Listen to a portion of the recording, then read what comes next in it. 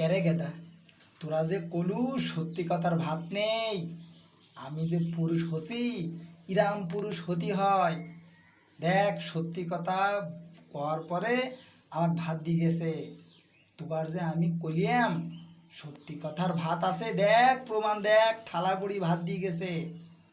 আমি শুধু কষি আমার বউক যে আমি ভাত কটা খাই শেষ করি 1 মিনিট আর না জিরোয়ে সব থালা বাটি ধুয়ে মাজিয়ে নাড়িয়ে দিয়ে কাপড় চোপড় কাচতে ওয়াশরুমে ঢুকে যাব।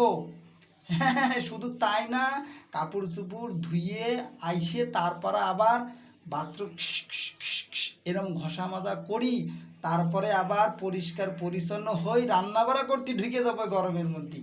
এইসব সত্যি কথা কষি দেখেই আমার ভাত দিয়ে গেছে। তোরা যে কলু গেদা সত্যি কথার ভাত নেই, ইটা মিশি কথা আর কোনো সময় কইস নে।